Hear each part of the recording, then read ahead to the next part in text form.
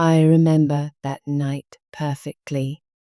I was organizing my bookshelf, absently sorting novels and memoirs when my best friend burst through the door, breathless with excitement. "You have to hear this," she whispered, glancing over her shoulder as if revealing government secrets. Her eyes were wide, filled with that unmistakable look when someone has witnessed something they weren't supposed to see. I gestured toward the couch, intrigued by the urgency in her voice. The evening had been quiet until now, just the soft patter of rain against the windows creating a peaceful backdrop. Once we settled, she leaned forward, tucking her legs beneath her, eyes wide with the thrill of discovery. During the company retreat last weekend, she'd taken a midnight walk along the beach and stumbled upon something unexpected. "I couldn't sleep," she began, her voice dropping lower as if the walls might be listening. "The ocean was calling to me. You know how it gets sometimes." I nodded, understanding the pull of moonlight on water, how it can draw you out into the night when everyone else is dreaming. In the soft glow of moonlight reflecting off the water, she spotted two silhouettes standing close together by the shoreline. It was our colleague James and his project manager Sarah, who everyone knew was engaged to someone else. They weren't touching, not overtly, but there was something in their posture, the way they leaned toward each other like flowers seeking sunlight, that spoke volumes. Their bodies weren't touching, but the electricity between them was undeniable, a magnetic field visible even from a distance. My friend crept closer, hidden by the dunes, drawn by curiosity she couldn't resist. The sand was cool beneath her feet, still damp from high tide, and she moved carefully to avoid being seen.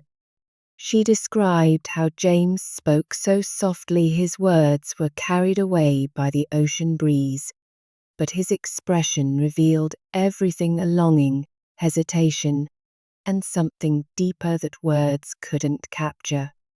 Sarah kept brushing her hair behind her ear, a nervous habit when she feels vulnerable.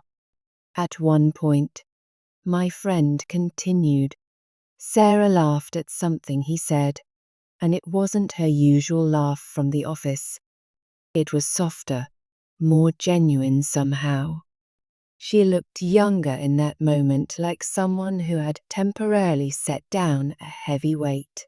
James reached out slowly, hesitantly, and brushed away a strand of hair the breeze had tossed across Sarah's face.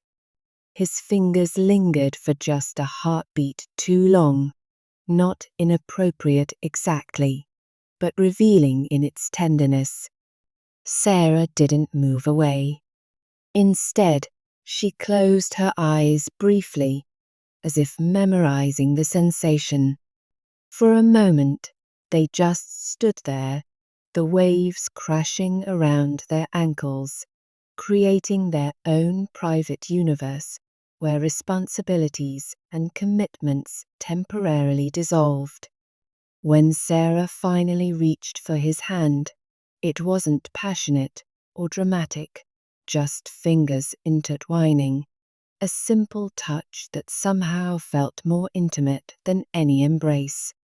They talked about missed chances, my friend said, her voice thoughtful, about parallel lives and what-ifs.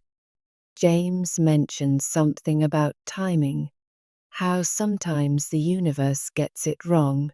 They spoke about their first meeting 3 years ago, how they'd felt an immediate connection, but circumstances had pulled them in different directions. Sarah was already dating her now fiancé, and James was preparing to move across the country for a job that eventually fell through.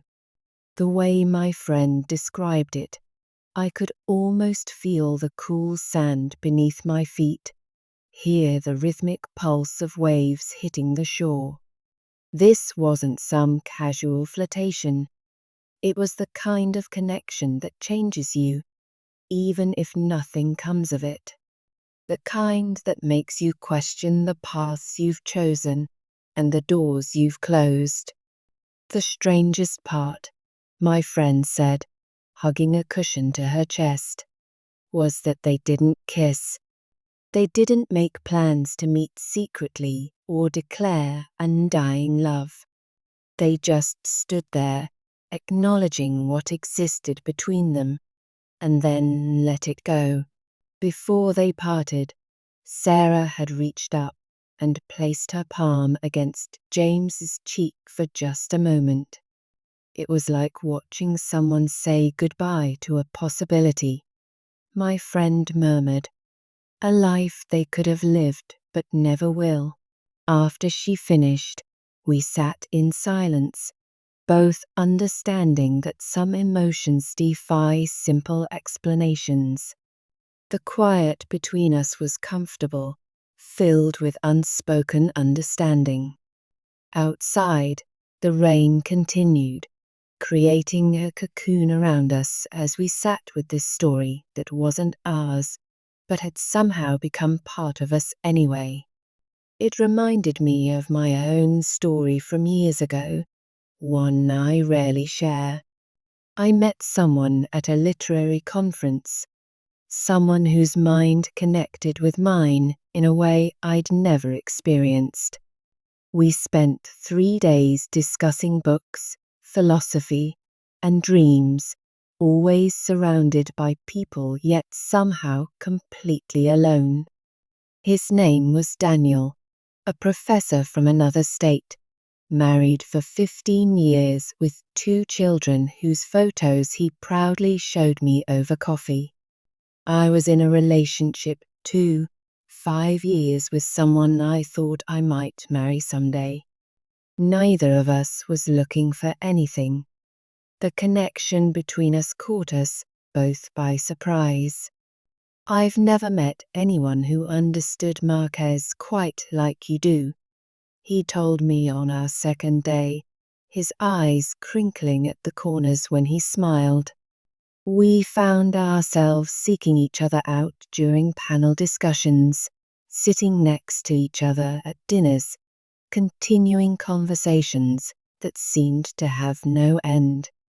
We talked about magical realism and poetry, about the books that had saved us during difficult times, about how certain words in certain orders could feel like coming home.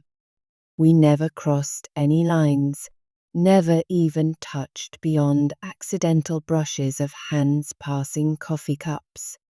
But in every conversation, every shared laugh, we recognized something in each other that we'd never found elsewhere. There was an ease between us, a sense of recognition that felt almost like déjà vu. On the final evening, we found ourselves alone on the hotel's rooftop garden. The city lights spread out before us like fallen stars, and in the cool night air, we both knew what we were feeling without having to say it aloud. In another life, he said simply, his voice carrying no regret, just quiet acknowledgement. I nodded, understanding completely. In another life. When the conference ended, we said goodbye knowing we'd never contact each other again. Some connections aren't meant to be pursued, only treasured as perfect moments in time. I've never looked him up online, never tried to find out what became of him. The memory remains perfect, untouched by reality or time, a road not taken that I don't regret, but sometimes still wonder about in quiet moments. My friend understood without my having to explain. As we sat there that evening, I realized she was seeing life's complexities for the first time, that love isn't always straightforward, that emotions don't follow rules or schedules. Sometimes the most powerful connections are the ones we never act on, the silent acknowledgements of what could have been. Do you think they'll ever? She asked, not needing to finish the question. I shook my head slowly. Probably not. Some people come into our lives just to show us possibilities, not to stay. She nodded, thoughtful. It's strange, isn't it? How some connections that never go anywhere can feel more significant than relationships that last for years. The rain had stopped, and a gentle silence filled the apartment. There was something comforting about sharing these stories, these glimpses into the secret chambers of the heart that we rarely show to anyone. What do you think happens to those feelings? She asked after a while. Do they just fade away? I thought about Daniel, about the way certain books still make me wonder what he would think of them, how sometimes I catch myself mentally sharing an observation with him before remembering he isn't part of my life. I don't think they fade, I said carefully. I think they transform. They become part of who we are, these connections, even the ones we never fully explore. If you've ever experienced those unspoken connections, those moments when everything around you fades except for one person, then you know what I'm talking about.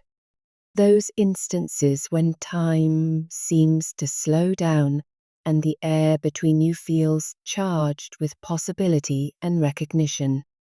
Life is full of these hidden stories, these quiet encounters that shape us in ways we never expected. They're the glances held a moment too long across crowded rooms. The conversations that feel like you've known someone for lifetimes rather than hours. The goodbyes that carry the weight of all the hellos that will never be spoken. We collect these moments like seashells, holding them up to the light occasionally, admiring their unique beauty before carefully placing them back among our treasures. They remind us of our capacity to feel, to connect, to recognize something rare and precious even when we can't possess it. For more stories that explore the complicated, beautiful mess of human connection, like and subscribe to Lust Story. Because sometimes the most profound stories are the ones we keep hidden in our hearts, the moments of connection that change us forever without anyone else knowing why.